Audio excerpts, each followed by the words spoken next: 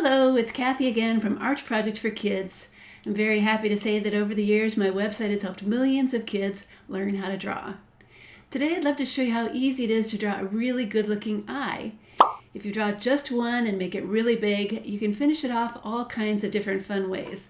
Let me show you how I drew this one. The supplies you're going to need for this project are drawing paper, a pencil, black marker, and a few crayons. There's also a matching tutorial that you can download from my website. And if you'd like some extra help getting started, page 3 of that download also has a circle template that you can print out. I'm going to start with a paper that has the template printed out, but I'll include center guidelines to show where to place the circle if you'd rather draw it yourself. It is about 5 inches wide and sits a little to the left of the paper to make room for all those eyelashes that go on the right side. Step number 1.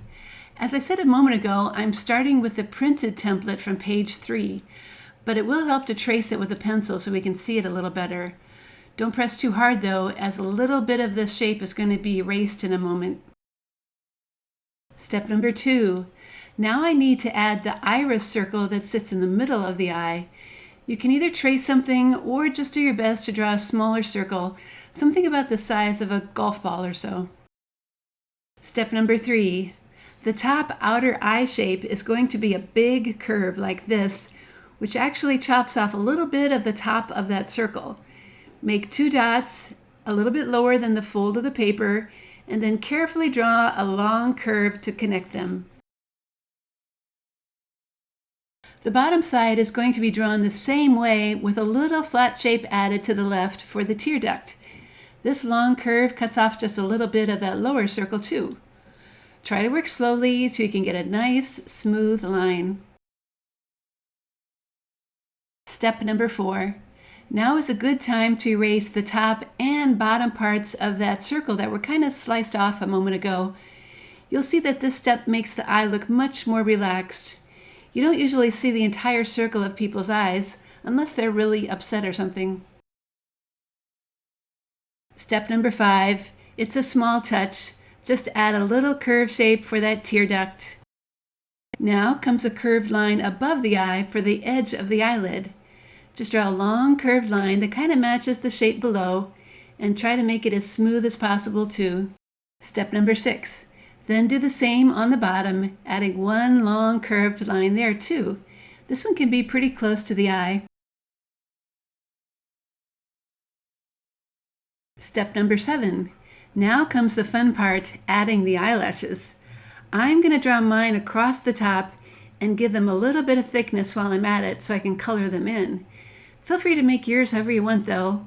Long, short, on the top and bottom, or only on the top like I'm doing here. Mine are spaced apart a bit, but you might want to make yours even closer together. It's all up to you. Step number 8. Okay, the drawing is done, so it's time to trace all those pencil lines with a black marker. Try to work slowly so all those curved lines can stay as nice and smooth as possible. And don't forget that little tear duct shape.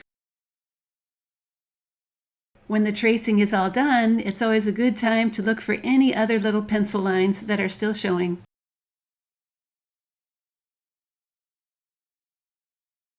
Okay, the best way to fill in those long pointy eyelashes is going to be with your black marker. It's going to work great for that pupil too, as it will definitely make it really black. Step number 9, it's time to color. I'm going to have some fun and add clouds to the inside of my eye, but you're welcome to come up with your own ideas too. I do recommend though that you draw just with your crayons, no marker outlines, so that all those colors stay nice and soft looking. My sky is going to have a sun peeking out from behind a cloud. It will need some yellow color then too, of course. And this yellow always needs some extra pressure to make sure that it shows up. In fact, I think I'm going to go over it an extra time to make sure it does.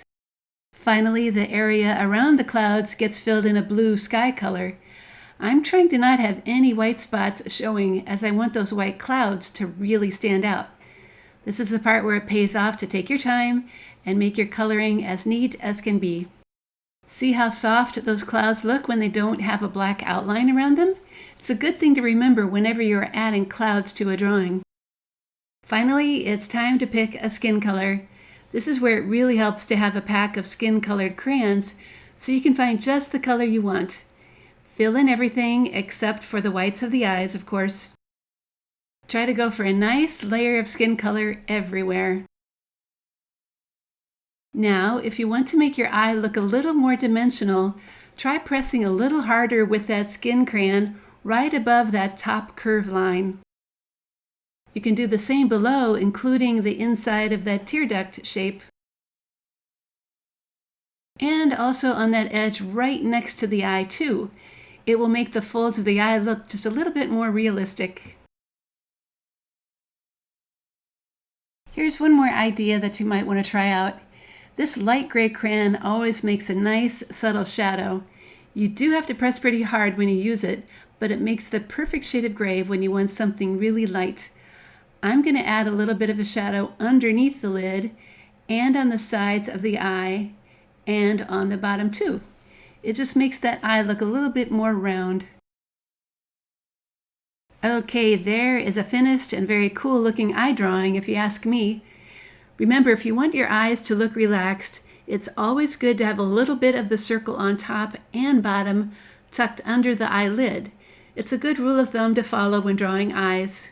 As always, you can find more projects like this on my website, Arch Projects for Kids, including how to draw a face and how to draw a side profile of a face. Thanks so much for coming, and I hope to see you back here again real soon.